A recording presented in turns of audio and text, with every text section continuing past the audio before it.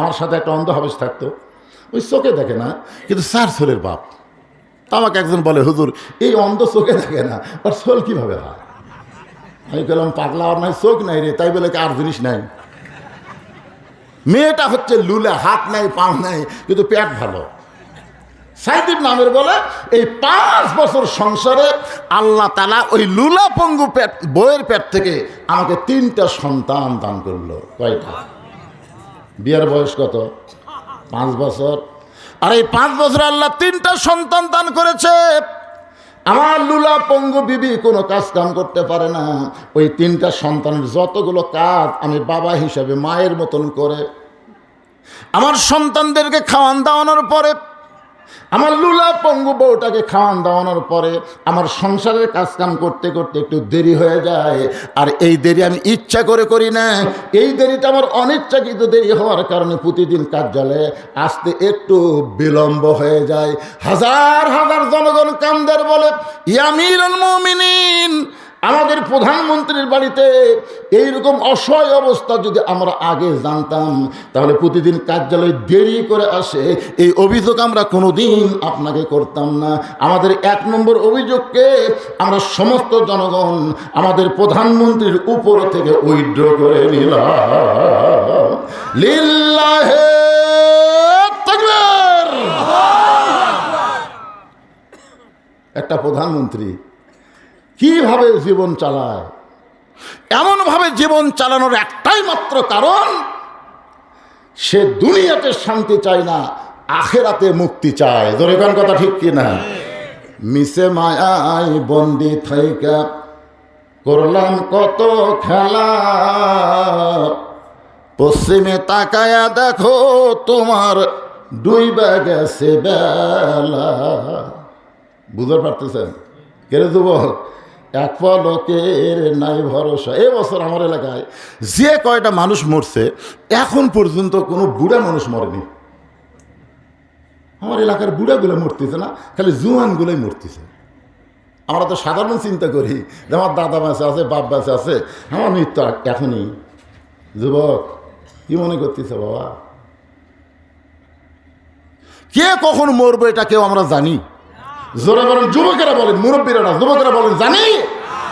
যে কোনো মুহূর্তে এখান থেকে বাড়ি যাওয়ার কোনো গ্যারান্টি নেই।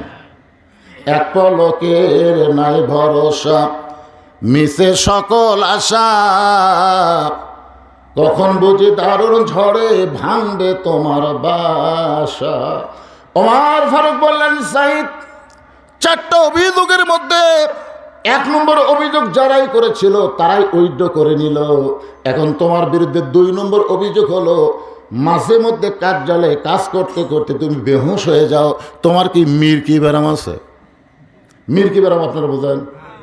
মির্কি ব্যারাম যে মানুষের থাকবে সে ইমামতি করার যোগ্যতা হারিয়ে ফেলবে। আমার কথা শোনেন, ফতুয়ার কথা বলতেছি। একটা ইমাম সাহেবের মির্কি ব্যারাম আছে। ধরেন কি ব্যারাম আছে? তাহলে আসরের নামাজ শুরু করে যদি ব্যারাম ওঠে, ব্যারামোটা আমি দেখছি, লোকটা কিন্তু স্বাভাবিক চলতেছে, চলতে ঠাস, দেখেন না আপনার মির্কি ব্যারাম, দেখেন না এরকম।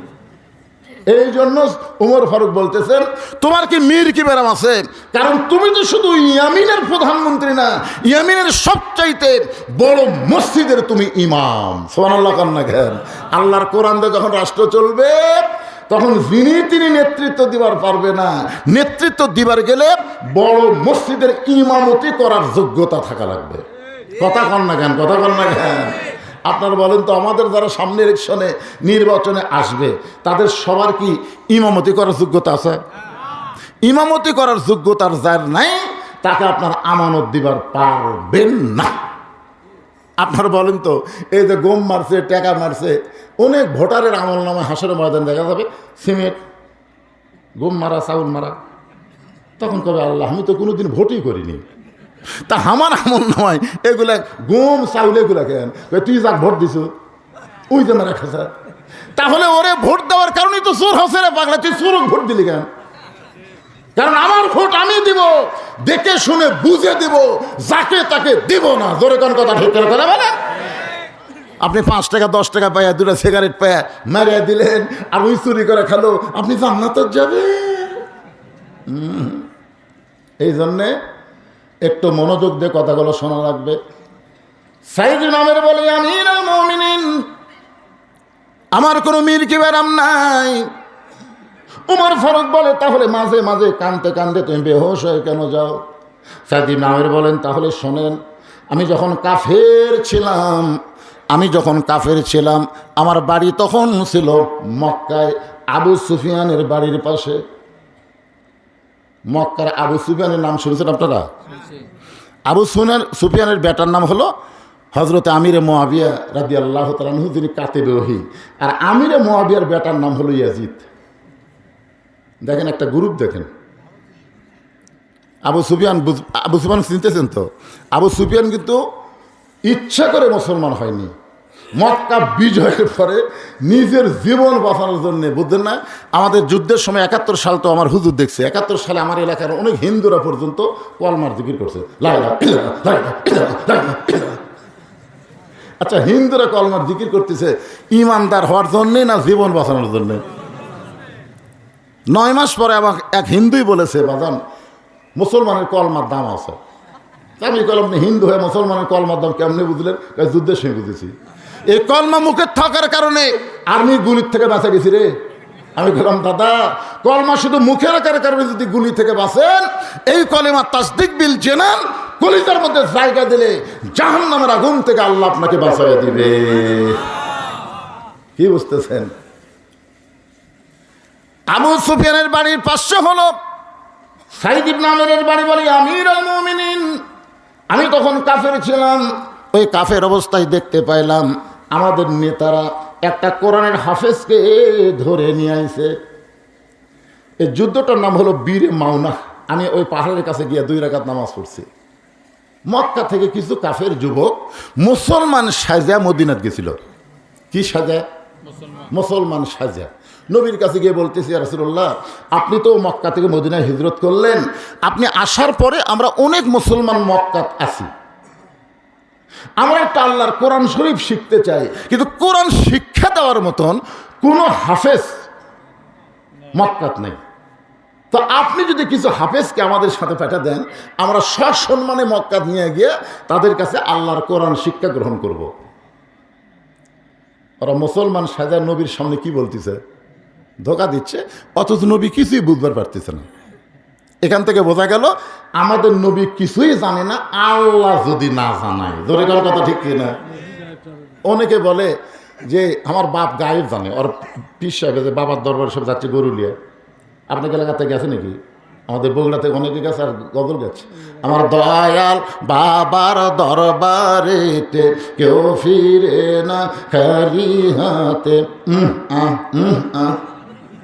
আমি এখানে শুনলাম অত্র এলাকায় আলেমদের একটা সংগঠন আছে, এখানে যেন কোনো ভণ্ড মাথা চাড়া দিবার না পারে। ধরে কোন কথা ঠিক?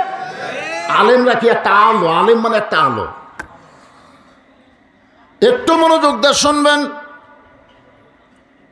সাইদ আমির বলে, আমিরুল মুমিনিন, আমি কাফের থাকা অবস্থায় দেখলাম আমাদের নেতারা একজন হাফেজ সাহেবকে ধরে নিয়ে এসে।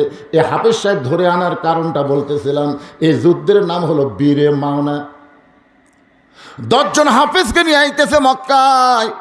মদিনার এরিয়া ছেড়ে যখন মক্কার মধ্যে ঢুকলো, তখন যারা মুসলমান সাজেছিল এরা আসল চেহারা প্রকাশ করে বলল, আমরা কাফের, কিন্তু দুনিয়া থেকে কোরআনকে মিটে দেবার চাই।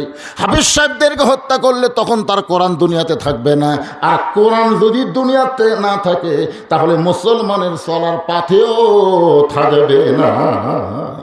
তখন কিন্তু এই কাগজে কোরআন ছিল না, তখন ছিল কোরআনের হাফেজ। সুবহানাল্লাহ বলেন না কেন? 10 জনের মধ্যে 9 জনকে তারা হত্যা করছে। কিন্তু একটা হাফেজ, সে খুব পাহাড় ডেঙ্গাবার পারত, একে পাই পাই করে পাহাড়ের উপরে উঠে গেছে। তখন কাফের আর পারতেছে না। তখন আবু সুফিয়ান থেকে অভয় দিল, আমরা তোমাকে কিছুই বলবো না, ওয়াদা দিয়ে দিলাম, আল্লাহর শপথ করে বললাম তোমাকে কিছুই বলবো না। মুসলমান হাফেজ সাহেব বিশ্বাস করে, কাফেরদের কথায় বিশ্বাস করে নিচে নেমে আসলো। আসলে তাকে তারা হত্যা করলো না। সাইদ আমির বলেন, হাজার হাজার কাফিরের ভিতরে আমি একটা যুবক তখন দাঁড়িয়েছিলাম। আবু সুফিয়ান বলল, রে কোরআনের হাফেজ, তুমি যে আল্লাহর প্রতি বিশ্বাস স্থাপন করো, তোমার আল্লাহ আছে আসমানে, যেই নবীর প্রতি তুমি ঈমান গ্রহণ করেছো, হাতে হাত রেখে কলেমা পড়েছো, সেই নবী এখন মদিনায় আমাদের সামনে। তোমাকে বাঁচানোর মতন এখন আর কেউ নাই। আল্লাহ আছে আসমানে, নবী আছে মদিনায়। তুমি যদি বাঁচতে চাও তাহলে একটা বারের জন্য বলো আল্লাহ রাসূল মানি না, তাহলে একটা বারের জন্য বলবে আল্লাহ রাসূল মানি না, তাহলে তোমাকে আমরা মুক্ত করে দেব। সাইয়েদুল আমির বলে, আমিরুল মুমিনিন, আমি কাফের অবস্থায় চিন্তায় পড়ে গেলাম, মানুষের কাছে জীবন বাঁচানো ফরজ। হয়তো জীবন বাঁচানোর জন্য লোকটা বলবে আমি আল্লাহ রাসূল মানি না। যারা কাফের বেঈমান হবে তাদের কাছে জীবন বাঁচানো ফরজ, আর যারা মুসলমান হবে তাদের কাছে জীবন বাঁচানো ফরজ না, তাদের কাছে হলো ঈমান বাঁচানো ফরজ। এখন আপনারা বলেন তো আমাদের কাছে কোনটার দাম বেশি, জীবনের না ঈমানের? ঈমানের দাম যদি বেশি হতো হাসিনা এইভাবে 15.5 বছর গাদ্দারি করবার পারত না। ধরে কোন কথা বল না, খেয়াল আমরা খালি জীবনের দাম দিতে, ওরে বাবারে, খালি জীবন।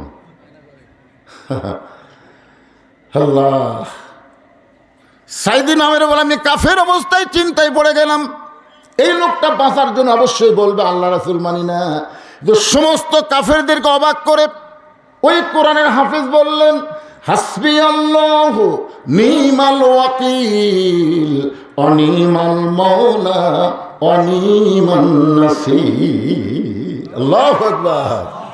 রে মক্কার কাফেররা, তোমরা মনে করতেছো আল্লাহ আসমানে, নবী মদিনায়, এই সুযোগে তোমরা আমার ঈমান হরণ করতে চাও, তাহলে শোনে নাও, দরকার হলে জীবন দিব, কিন্তু এক মুহূর্তের জন্য আল্লাহ নবী আমি ছাড়তে পারবো না। সাইদিন আমির বলে, আমিরুল মুমিনিন মাঝে মধ্যে কেন বেহুশ হয়ে যায় শোনেন, কি জন্য কাজ করতে করতে বেহুশ হয়ে যায় শোনেন। এমন সময় আমাদের নেতা আবু সুফিয়ান চিৎকার করে বলল, এর প্রত্যেকটা অঙ্গ প্রত্যঙ্গ আমি বিক্রি করলাম, কে কত দামি কিনবা?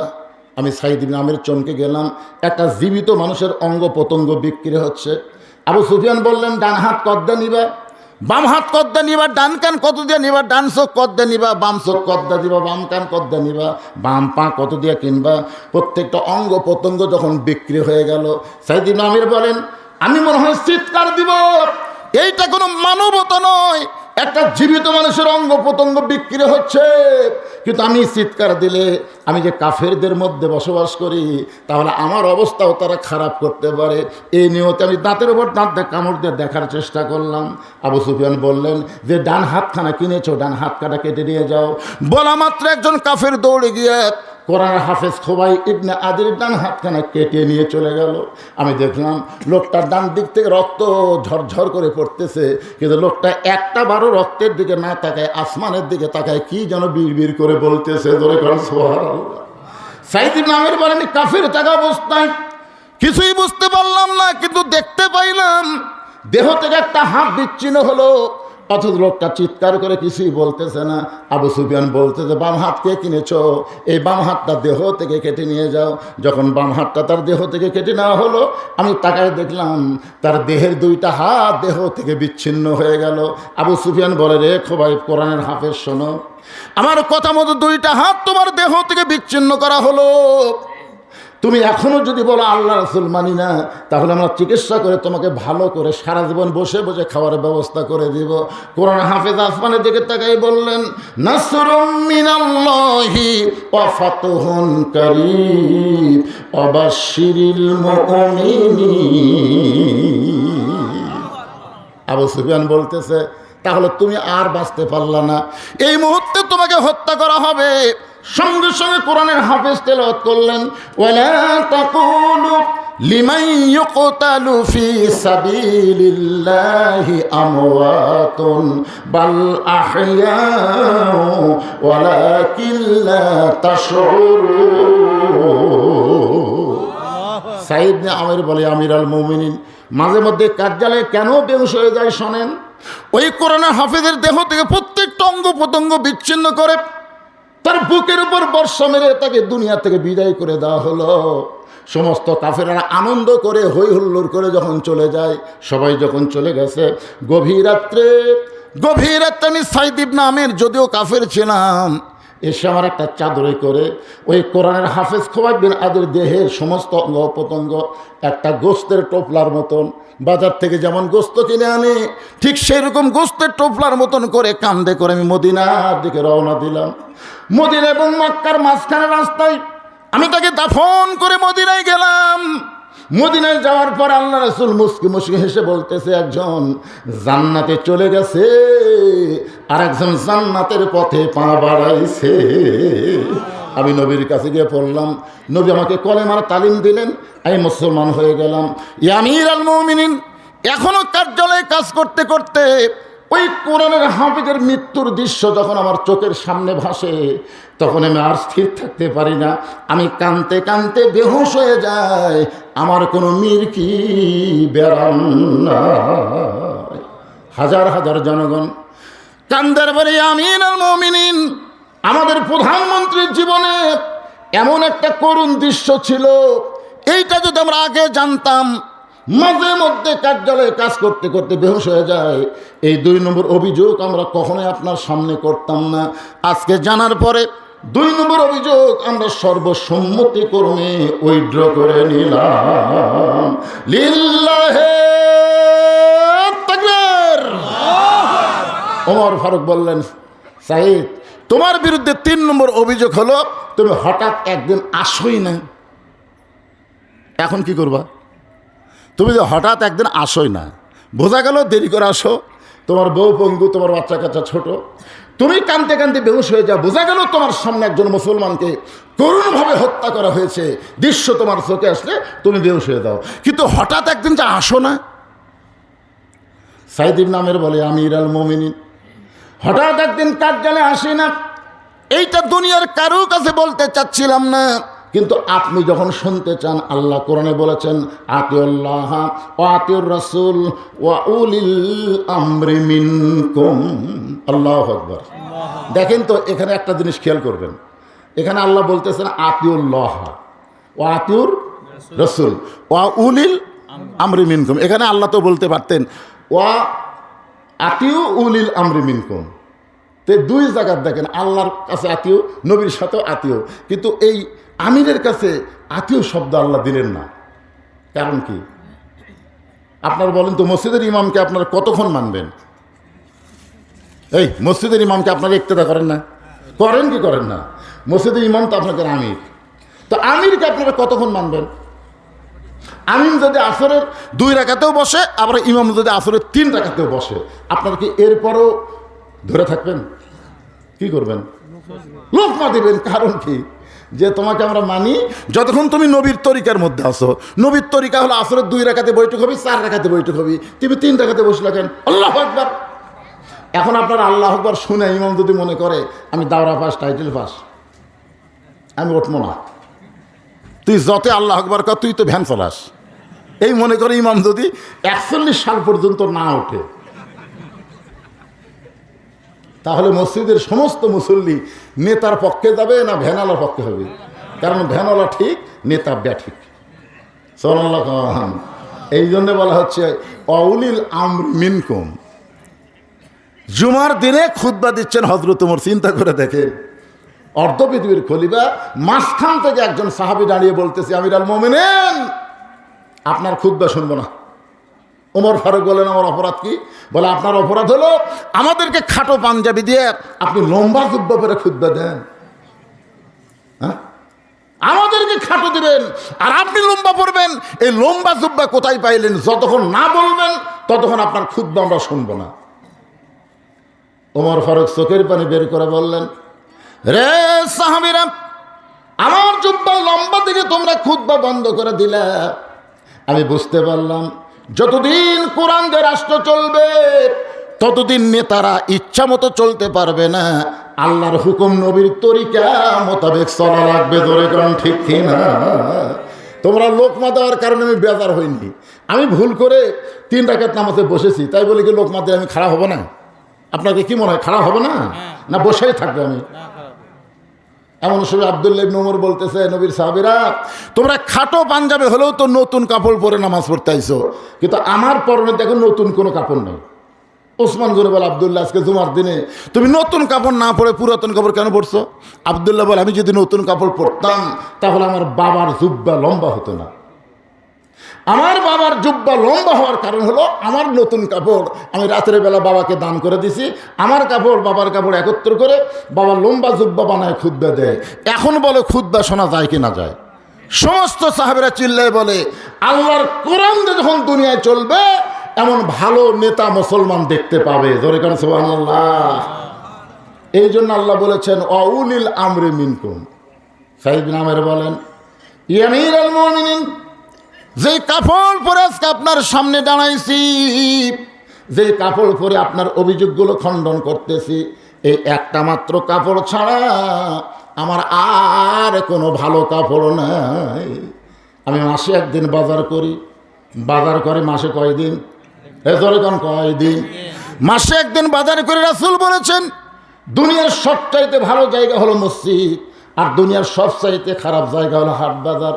মাসে একদিন বাজার করি তাই মনে করবেন না যে সারাদিন আমি বাজারে থাকি। প্রয়োজনের সময় ছাড়া অতিরিক্ত সময়ে বাজারে থাকা হলো শয়তানি। ধরে কন কি কথা কন না কেন?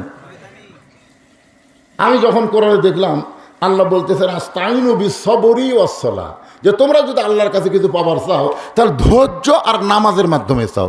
আমি বললাম কে রে, এই জায়গাতে আল্লাহ ধৈর্য আর নামাজ একত্র করলো কেন? আমি তখন আমার জীবনের দিকে খেয়াল করে দেখি যত জায়গাতে আমি যাই সবচাইতে কম ধৈর্য হলো নামাজের মধ্যে। কথা কন না কেন? ধৈর্য বেশি।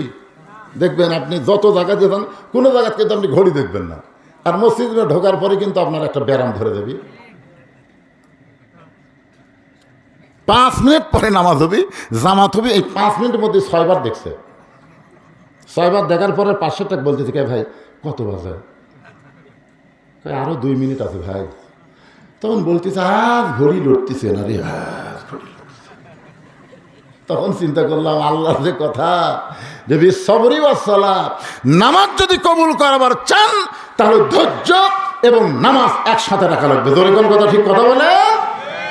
সাইদ ইবনে ওমর বলেন দুনিয়ার সবচাইতে খারাপ জায়গা হলো হাট বাজার।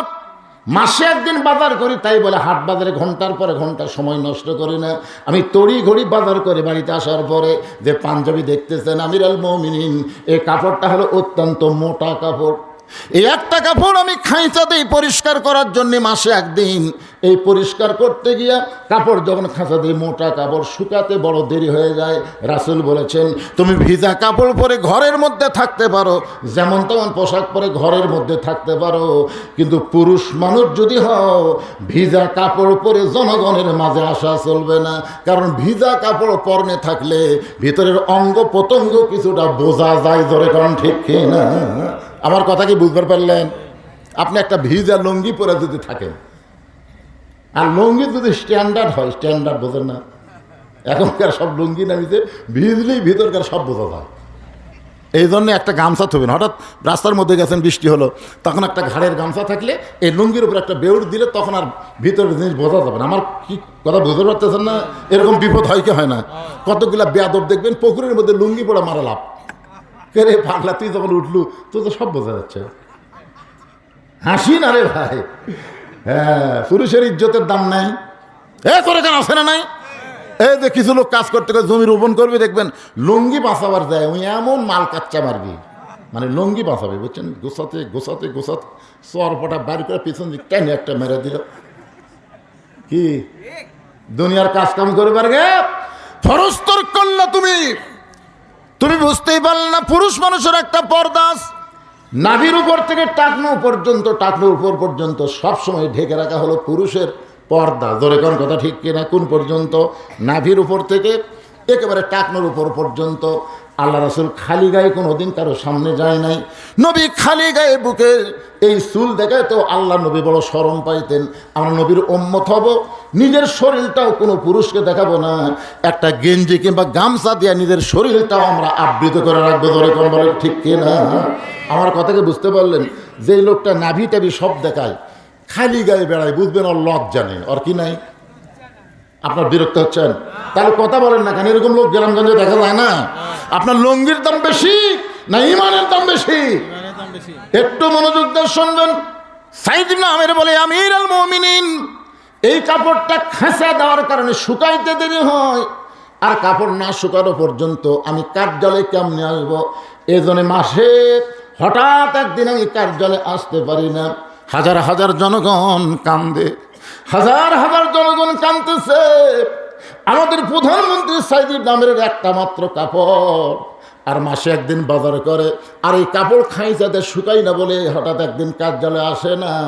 এত বড় কষ্টে, এত বড় অভাবের মধ্যে আমাদের প্রধানমন্ত্রী রয়েছে, এইটা যদি আমরা আগে জানতাম তাহলে হঠাৎ একদিন কার্যালয়ে আসে না, এই 3 নম্বর অভিযোগ আমরা কোনোদিন করতাম না। আজকে জানার সঙ্গে সঙ্গে 3 নম্বর অভিযোগকে আমরা সর্বসম্মতিক্রমে উইথড্র করে নিলাম। লিল্লাহে তাকবীর। ওমর ফারুক বললেন, সাইদ মাশাআল্লাহ, 4টার মধ্যে 3টা যখন উইথড্র করছো, আর একটা আছে কিন্তু মারাত্মক। রাত্রেবেলা দরজা বন্ধ করে ঘুমিয়ে যাও, শত কষ্টে ডাকাডাকি করলে তুমি দরজা খোলো না। তুমি একটা প্রদেশের প্রধানমন্ত্রী হয়ে এই যদি তোমার মোশন হয়, তাহলে আমি উমর কি অলিমান খাফা মাকাম রাব্বিহি জান্নাতান, আল্লাহর সামনে দণ্ডায়মান হওয়াকে ভয় করে দুনিয়ার জীবনে যারা হিসাব করে চলবে, আখিরাতের আদালতে আল্লাহ তাদের কোনো হিসাব দেবে না, তাদের বিনা হিসাবে 2টা জান্নাত দিয়ে দিবে। সুবহানাল্লাহ। কর না কেন? আপনি সকাল থেকে সন্ধ্যা পর্যন্ত হিসাব করবেন না?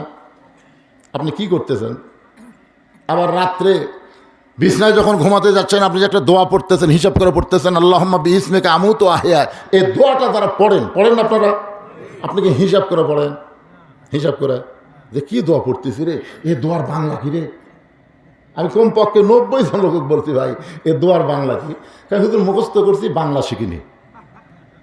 আমি প্রায় 70 জন মুসল্লিক বলছি যে আপনাদের মসজিদে ঢোকেন, আল্লাহুম্মা তাহলে আবওয়াবা রহমাতিক, এর বাংলা অর্থ কি? হুজুর শুনে হুজুর বাংলা অর্থ জানি না। আমার পাশে একজন নামাজ পড়তে লোক তুলতেছে, আমি বললাম সালাম ফিরানোর পর, ভাই এটা কি? আপনিও তো তুললেন। সবাই তোলে, আমিও তুলি, কি জন্য তোলে ওটাও জানা না। এক হিন্দু বলতেছে, কে রে ভাই, আমার বাড়ি মুসলমান পাড়াতে, উত্তর পাড়াতে, আমি মসজিদে যাওয়ার সময় যে তোমাকে ইমাম খালি হামিদা কয়, এই হামিদা কার বউ? তো মুসল্লি বলতেছে, ভাই আমিও তো বহুদিন হলে শুনতেছি সামি আল্লাহ লিমান হামিদা। এই হামিদা কে রে? ইমামের বউ না চাচ্ছি? আমি তো জানি না হামিদা মানে কি, সেটাই জানি না। এরকম মুসলমান আছে না? কথা বলেন, আছে না? ভাই জান, খালি যদি আপনি এই ঘুমের দোয়ার বাংলা অর্থ জানতেন, আপনি তওবা না করে ঘুমাতে পারতেন না। হতে পারে আপনি ঘুমায় গেলেন, আল্লাহ যদি চেতন না করে, আপনার ক্ষমতা নাই যে আপনি চেতন পাবেন। কথা বলেন না কেন? তাহলে আপনি তওবা করবেন না? আজকে সারাদিন কি করছি? যদি আল্লাহর ঘুমটাই শেষ ঘুম দেয়, তওবা করি, আস্তাগফিরুল্লাহ রাব্বি মিন কুল্লি জামবি ওয়া তুবু ইলাইহি। চোখের পানি বের করে বলেন, আল্লাহ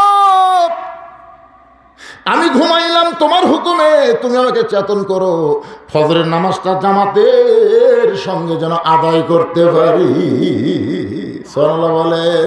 ওই লোকটা যদি ঘুমের মধ্যে মারা যায়, ফজর পর্যন্ত যত সময় মনে হবে ততটুকু সময় আল্লাহ তাকে কবরে হাজার হাজার বছর পাড়ি দিবে। ফজরে আজান দিলে কবর থেকে চেতন পাবে, ফজর নামাজ পড়তে চাবে, ফেরেশতা বলবে ইসরাফিল সিংহায় ফুৎকার দিছে, কবরের মধ্যে 50,000 বছর অতিক্রম হয়ে গেল, এখন তোমাকে নামাজ পড়া লাগবে না, আল্লাহ জান্নাতের দরজা খুলে দিয়েছে। সালামুন আলাইকুম তিবতুম ফাদখুলুহা খালিদিন। 4 নম্বর অভিযোগ হলো, তুমি রাতের বেলা দরজা জানলা বন্ধ করে ঘুম পাড়ো, জনগণ তোমাকে ডাকে, কোনোদিন জনগণের ডাকে তুমি উত্তর দাও না। অথচ আমি ওমর যেদিন থেকে মদিনার খলিফার দায়িত্ব পাইছি, সেদিন থেকে রাতে ঘুমান আমার জন্য কষ্ট হয়ে গেছে। যে আমি যদি আরামে ঘুম পাড়ি আর জনসাধারণ যদি কষ্টে থাকে, তাহলে আল্লাহর দরবারে কি হিসাব দেব? কি ব্যাপার? ওমর ফারুকের জীবনে জানেন না? মদিনার অলিগলি ঘুরতে গিয়ে দেখে মরুভূমির মধ্যে একজন তাঁবু টাঙ্গায়া, তাঁবুর মধ্যে 2টা বাচ্চা খালি মা মা বলে কাঁদতেছে।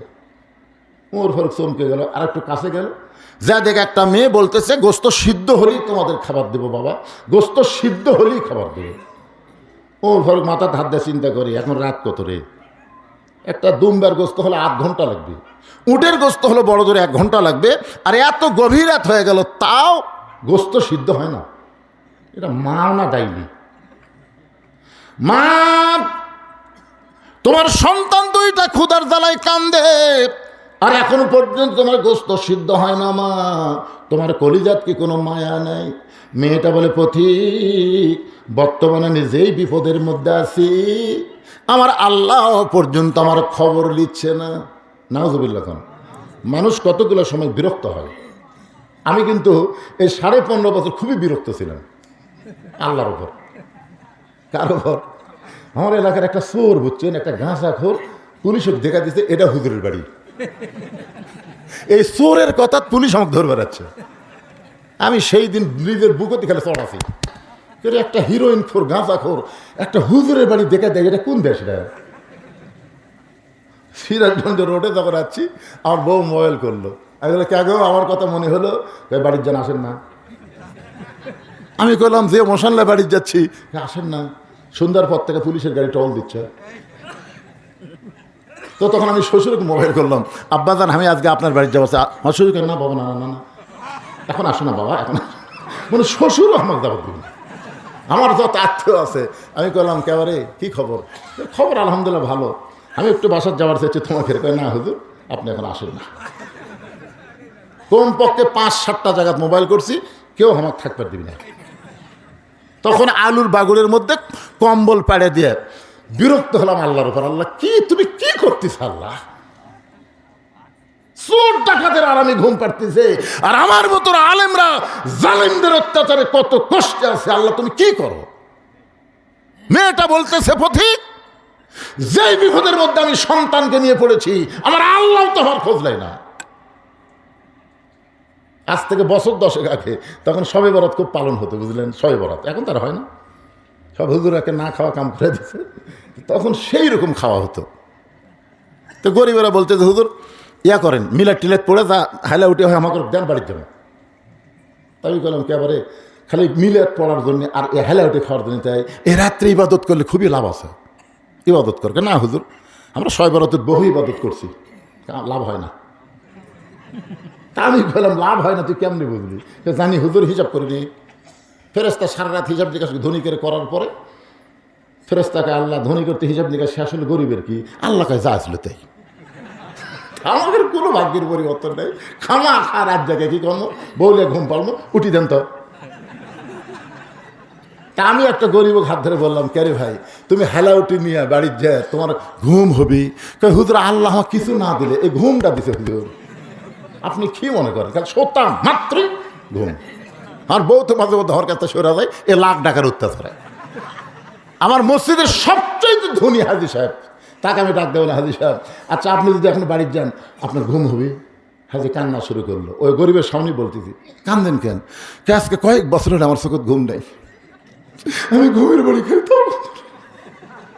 আমি বললাম কে রে পাগলা, এর বাড়ি আছে, ঘর আছে, সহায় সম্পদ আছে, এর চোখে ঘুম নেই, আর তোর বাড়ি ঘরই নেই রে, তোর বউ তোর কাছে সরা যায় তোর ঘুমের অত্যাচারে।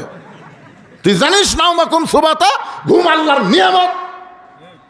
সঙ্গে সঙ্গে বলে হুজুর হেরা উঠে নিমরা হুজুর, শুধু ঘুমের শুকরিয়া স্বরূপ আজকে সারা রাত আমি আল্লাহর ইবাদত করবো। যেরকম সুবহানাল্লাহ। অনেক ধনীর বাড়ি আছে, ঘুম নাই, অনেক ধনীর খাওয়া আছে, রুচি নাই। যেরকম কথা ঠিক কিনা বিশ্বাস করেন, ধনীর সামনে বহু প্রকার খাওয়া আমার সামনে দেয়, গোস্ত দেখলে চলবি না, মিষ্টি দেখলে হবি না, দই দেখাই চলবি না, দই গরিব কালিকায় আমাকে দিয়ে দেখ, আমাকে দিয়ে দেখ, খাওয়া কাপটা তো 14 গোষ্ঠীর দেখা তো ওরা গরিব খালি দিয়া দেখেন ওরা কিভাবে খায়। আর ধনী বলতেছে হবি না ভাই, আল্লাহ খাই তোর খাওয়া আছে কিন্তু টাকা আছে, খাওয়া নাই। আর গরিবের খাওয়া আছে, টাকা নাই। তোর বাড়ি আছে, ঘুম নেই। গরিবের বাড়ি নাই কিন্তু ঘুম আছে। এই সমস্ত দেওয়ার মালিককে একটু মনোযোগ দিয়ে শুনবেন। ওমর ফারুক বললেন মা, এত বিরক্ত হওয়ার পিছনে কারণ কি? মহিলা বলতেছে আমার বাড়ি হলো ইয়ামিন দেশে। আমি শুনতে পারলাম মদিনার খলিফা হযরত ওমর অত্যন্ত ভালো মানুষ, আমার দুইটা এতিম বাচ্চাকে নিয়ে আমি মদিনায় আইছি ওমর ফারুকের দরবারে। কিন্তু এত মানুষের ভিড়, ওমরের কাছে আমি যাবার পারলাম না। মনে করেছে আগামীকাল সকালবেলায় ওমর ফারুকের দরবারে আমার দুইটা এতিম বাচ্চাকে নিয়ে আমি হাজির হব। এই মনে করে তাঁবু টাঙ্গাইয়া দুইটা বাচ্চাকে বুকের মধ্যে নেমে ঘুমাবার চাই। পথিক রে, আমার দুইটা বাচ্চার পেটে এত ক্ষুধার জ্বালায় যখন বারবার কান্দে আর বলে মা খাবার দাও, আমি তখন দুইটা বাচ্চাকে সান্ত্বনা দেওয়ার জন্যে পাতিলের মধ্যে পানি পাথর দিয়ে নিচে আগুন জ্বালায় বলতেছে বাবা গোস্ত সিদ্ধ হলেই তোমাদের খাবার দিব। আমি মনে করেছিলাম গোস্ত সিদ্ধ হলেই খাবার দিব, একথা বারবার শুনতে শুনতে আমার দুইটা বাচ্চা এক সময় ঘুমিয়ে যাবে। যখন ওরা ঘুমিয়ে যাবে সকালবেলা ওমর ফারুকের দরবারে নিয়ে যাব। কিন্তু আমার দুইটা বাচ্চার এত ক্ষুধা লাগছে গো পথিক, ওদের চোখে আর ঘুম ধরতেছে না। আমি মা হয়ে বুঝতে পারতেছি আগামীকাল সকাল পর্যন্ত আমার দুইটা বাচ্চা হয়তো আর বাঁচবে না। ওমরের দরবারে আমার আর যাওয়া হবে না। ওমর ফারুক বললেন মা তুমি আসল জায়গায় বিচার দিও না, মা তুমি আসল জায়গায় বিচার দিও না। এক দৌড়ে বাইতুল মালের দরজায় আসলাম, একটা খাবার বস্তা আমার মাথায় উঠে দে। আসলাম চাকর বলা বিরাল মুমিনিন, কোথায় গভীর রাত্রে বস্তা নিয়ে যাওয়া লাগবে আমারে বলেন, আমি বস্তা মাথায় করে পৌঁছায় দেব। ওমর কান্দের আসলাম রে, একজনের পাপের বোঝা আর একজন মাথায় নিবে না, দে আমার মাথায় বস্তা উঠে দে। খাদ্যের বস্তা ওমর ফারুকের মাথায় আসলাম যখন উঠে দেয়, ওমর ফারুক বস্তা মাথায় নিয়ে এত জোরে দৌড় মারতেছে, পিছন দেখতে আসলাম জোর হাত করে বলে আমিরুল মুমিনিন এত জোরে দৌড় দিবেন না, আপনি বস্তা মাথায় নিয়ে পড়ে গেলে আপনার কষ্ট হবে। ওমর কান্দের আসলাম রে, সময় মতো যদি জায়গায় যাবার না পারি তাহলে জাহান্নামের আগুনকে আল্লাহ পুড়ে ফেলবে। আত্তাকুল্লাহ ওয়া কুনু মা'আস সাদিকিন। আল্লাহু আকবার। ওমর ফারুক তাবুর কাছে গিয়ে বললেন মা তোমার দুইটা সন্তান কি এখনো জীবিত আছে মা? মেয়েটা বলতেছে ফতিক রে এখন আমার সন্তান দুইটা জীবিত আছে। ওমর ফারুক বললেন না তাহলে রুটি আর হালুয়া তৈরি করো। মেয়েটা রুটি হালুয়া তৈরি করে যখন ওমর ফারুকের হাতে দেয়, ওমর ফারুক দুইটা বাচ্চাকে দুই উরাতের মধ্যে বসায়া রুটি ছিঁড়ে হালুয়া নিয়ে যখন মুখের মধ্যে দেয়, দুইটা বাচ্চা ওমর ফারুকের দিকে তাকায় থাকে, ওমরের গাল বেয়ে বেয়ে পানি পড়তেছে। দুইটা বাচ্চা চোখের পানি মুছে দিয়ে বলে কে গো এই গভীর রাত্রে তুমি কে গো? আমাদের বাবা নাই, আমরা এতিম, আমাদের বাবা নাই, তুমি বাবার দরদ দিয়ে কে গো? এই গভীর রাত্রে আমাদের মুখে খাবার দাও। আবার তোমার চোখ দিয়ে দর দর করে পানি পড়তেছে। ওমর ফারুক বলে আল্লাহ এই অধমকে জাহান্নামের আগুন থেকে তুমি বাঁচায় দাও। মেয়েটা বলে পথিক রে এই গভীর রাত্রে তুমি কোথা থেকে খাবার এনে আমার এতিম বাচ্চার মুখে তুলে দিয়ে জাহান্নামের আগুন থেকে বাঁচতে চাও? পথিক শোনো, উমর যদি মদিনার খলিফা না হইয়া আল্লাহ যদি তোমাকে মদিনার খলিফা বানাইতো তাহলে মদিনা যেন আল্লাহর জান্নাত হয়ে যেত। লিল্লাহে তাকবীর। ওমর ফারুক বলেন আমি রাতের অন্ধকারে মানুষের দুঃখ কষ্ট নিজের চোখে দেখি, তাদের দুঃখ লাঘব করার চেষ্টা করি। আর তুমি একটা প্রদেশের গভর্নর হইয়া তুমি দরজা বন্ধ করে জানলা বন্ধ করে ঘুম পাড়ো, এই আরামের ঘুম তুমি কেমনে পাড়ো? তোমার কি জবাবদিহির কোনো খেয়াল নাই? তোমার কি হিসাব দেওয়ার কোনো চিন্তা নাই? সাইদি নামের কান্দার বলে আমিরুল মুমিনিন আমি কখনোই মনে করিনি জনগণ আমার বিরুদ্ধে আপনাকে অভিযোগ করবে আর অভিযোগগুলো আপনার সামনে উপস্থাপন করা লাগবে, কিন্তু যখন করেই ফেলেছে আমি কেন দরজা জানলা বন্ধ করে থাকি অবশ্যই আপনার কাছে বলবো, তবে শোনার পরে আপনি ধৈর্য ধারণ করতে পারবেন না। সুবহানাল্লাহ বলেন না কেন? শোনার পরে ধৈর্য ধারণ করতে পারবেন না। আত্তাকুল্লাহ ওয়া কুনু মা'আস সাদিকিন। এখন আপনারা আমাকে তুলে দিয়েছেন দেরি করে। না না শোনেন, আপনারা হয়তো এখন মনে করতেছেন যে তারিখ তো শেষ হয়ে গেল রে, যেই তারিখে বিজ্ঞাপন সেই তারিখ নাই, তো দোষ কি আমার? আমি এশার নামাজের আগে আসছি এখানে। কখন আসছি? এশার নামাজের আগে। তো আমার তুলে দিলেন কখন? 10:30টায়। আরে কয়টা পর্যন্ত সেটা তো বলতেছি রে। এতে ইট পিট করলি তো বিপদ। ইস্পিস করবেন? এতে মাঝে 2-4টা ছোট বাচ্চারা আছে, লাভ দেওয়াটা এই সিজার করা বাচ্চা করো। মা তো সিজার করছে, বাপ হয়ে আপনি সাইজ করে পারবেন না। আমি প্রত্যেকটা বাপকে বলছি, সিজার করা বাচ্চার প্রতি যদি বেশি খেয়াল না রাখো, ওই তোমার গোটা পরিবেশ নষ্ট করে দিবি। জোরে কোনো কথা ঠিক কিনা? এখনকার সিজার করা বাচ্চার 1 নম্বর কারণ হলো মোবাইল ছাড়া ভাত খায় না। দেখবেন যাকে বাড়িতে সিজার করা বাচ্চা, এরা মোবাইল ছাড়া কোনোদিন ভাত খাবি না। অস্থির, খালি দৌড়াদৌড়ি করে, লাফালাফি করে। আপনাদের মাঝে মাঝে আছে না নাই? যদি থাকে একটু সাইজ করে রাখেন বাবা। গভীর দুপুরবেলা হজরত আলীর কাছে ফাতেমা এসে কাঁদতেছে। আলী বলে, ফাতেমা কান্দো কেন? বলে, কান্দার কারণ হাসান হোসেন না খেয়ে ঘুমাইছে। ওরা 2 ভাই চেতন পায়, কিন্তু খাবার বায়না ধরবি। আমি গোটা ভারী খুঁজা দিকে কোনো খাবার নেই। এই 2 জন যদি চেতন পালে আমার বাপের কাছে পাঠাবো, আমার বাপের বাড়িতেও খাবার নেই। আলী বলতেছে, আমি কি করব? বলে, আপনার পকেটেও টাকা নেই। বলে, বাড়িতেও খাবার নাই, শ্বশুরের বাড়িতেও নাই, আমার পকেটেও টাকা নেই, তাহলে করি কি? ফাতেমা বলে, একটা কাম করেন, আমার অন্যটা আপনি দিলাম, এটা বিক্রি করে যা হয় তাড়াতাড়ি খাবার নিয়ে আসে।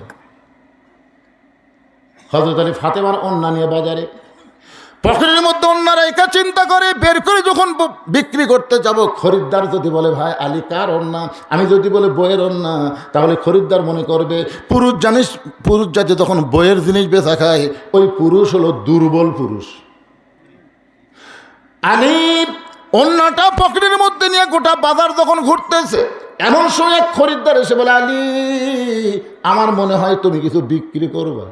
আলী চমকে উঠছে, আমার পকেটে অন্য, আমি বিক্রি করব কিছু, আমার আল্লাহ ছাড়া কেউ জানে? তাকায় দেখে খরিদ্দার ব্যাগের মুখে ফাঁক করে রাখছে। হযরত আলী পকেট থেকে অন্য বের করে যখন ব্যাগের মধ্যে দেয়, ওই খরিদ্দার একটা বারো অন্যার দিকে না তাকাইয়া ব্যাগের মুখটা ধরে আলীর হাতে 6টা দিরহাম দিয়ে যখন বিদায় নেয়, আলী 6টা দিরহাম নিয়ে এক দৌড়ে খাবার দোকানে, ভাই আমার হাসান হোসেন ক্ষুধার জ্বালায় ঘুমিয়ে গেছে, সে এত পাইলেই খাবার চাবে, তাড়াতাড়ি খাবার দাও। 6টা দিরহামের একটুগুলো খাবার দোকানদার যখন হযরত আলীর দিকে দেয়, হযরত আলী 6টা দিরহাম দিয়ে যখন টোপলা নেবে, এমন সময় ফকির এসে বলে, আলী রে, আজকে 3 দিন হলে আমার বাড়িতে কোনো খাবার নাই, যদি পারো আল্লাহর রাস্তে আমাকে একটু সাহায্য করো। আলীর মনের মধ্যে চিন্তা হয়, 6টা দিরহাম দিয়ে খাবার টোপলা নিব, এমন সময় ফকির, আমি ফকিরকে বলবো মাফ করো। এমন সময় কোরআন বলে, আম্মা সাইলা ফালা তানহার। আলী আল্লাহর কোরআনকে দাম দিতে ফকিরকে 1টা দিরহাম দিবে, 5 দিরহামের খাবার নিবে। এমন সময় কোরআন বলতেছে, ওমা তুনফিকু মিন শাইইন ফি সাবিলিল্লাহি ওয়াফা ইলাইকুম ওয়া আনতুম লা তুযলামুন। আল্লাহু আকবার। আলী 1টা দিরহাম ফকিরকে দিলে আল্লাহ তোকে ফিরাই দিবে 10টা, 2টা দিরহাম দিলে 20টা, আর 6টা দিরহাম যদি দান করিস রে আলী, আল্লাহ তোকে দুনিয়াতে 60 দিরহাম দেবে। আল্লাহর কোরআনকে দাম দিয়ে হযরত আলী ফকিরকে যখন 6টা দিরহাম দিল, ফকির চোখের পানি মুছে হাসতে হাসতে চলে গেল। আলী কই, কে রে, আমার সাথে কি অভিনয় করলো নাকি? ফকির হাসতে হাসতে যখন চলে যায়, হযরত আলী বাজারের মধ্যে ঘুরতেছে, এমন সময় এক উটওয়ালা বলে, আলী ভাই, অজাতে বাজারে ঘোরা জায়েজ নাই, এই উটটাকে কিনবা নাকি? আলী বলতেছে, 1টা টাকাও নাই, কেমনি কিনবো? বলে, 100 টাকা বাকিতে উটটা কিনেন, বিক্রি করে আপনি টাকা দিবেন। আলী 100 টাকা বাকিতে উটটা কিনে যেই মাত্র বাজারে বিক্রি করতে গেছে, এক খরিদ্দার বলে, আলী ভাই, আপনার মতন আলেম মানুষ এই কাম করা বেশিক্ষণ জায়েজ নাই, দাম কত নেবেন? বলে, তুমি কত বলতে পারো? বলে, 160 দিরহাম দিয়ে দিলাম।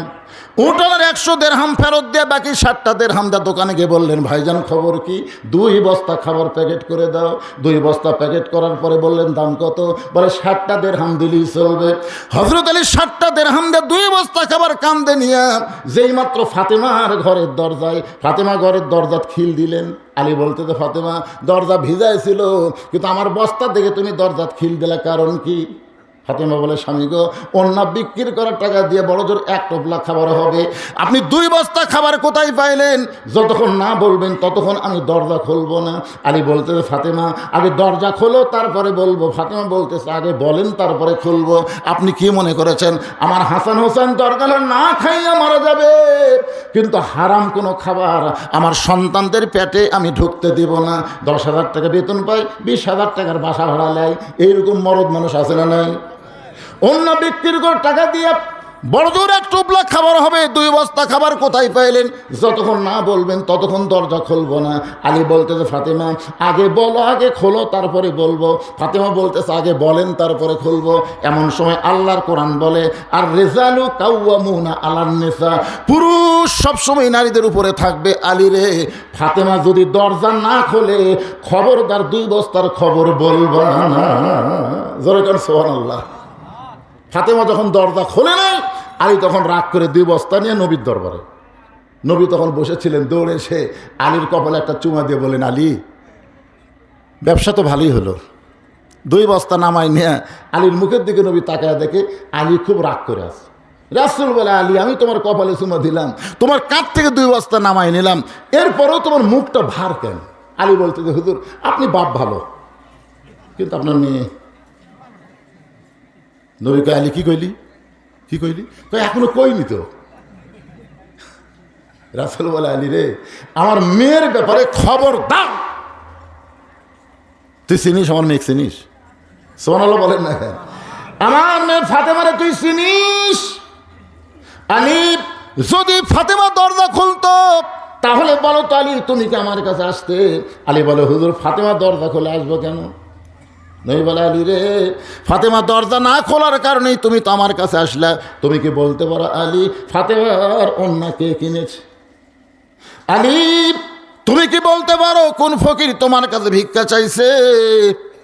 আলী রে, তুমি কি বলতে পারো কে তোমার কাছে উট বিক্রি করলো বাকিতে? আলী কোন খরিদ্দার তোমার কাছে উট কিনে নিল? তুমি কি বলতে পারো? আলী বলতেছি, ইয়া রাসূলুল্লাহ আমি কিছুই জানি না। রাসূল বললেন, এই জন্যই তো আমার কাছে, এই জন্যই তো আমার কাছে রে পাগল। কে ওন্না কিনলো? ফাতেমার ওন্না তুমি শুনবা না? আলী বলে, শুনবো হুজুর। কে তোমার কাছে ভিক্ষা নিল? এই ফকির কে, তুমি শুনবা না? শুনবো হুজুর। কে তোমার কাছে উট বিক্রি করলো? তুমি তাকে চিনবা না? চিনবো হুজুর। কে তোমার কাছ থেকে উট কিনে নিল? তুমি জানবা না? জানবো হুজুর। তো বসো, বসো। জানার জন্য হযরত আলী বসে গেলেন। নবী এখন এই 4টা বিষয় বলবেন। আলী যদি বসে শুনবার পারে, আপনারা শুনবেন না?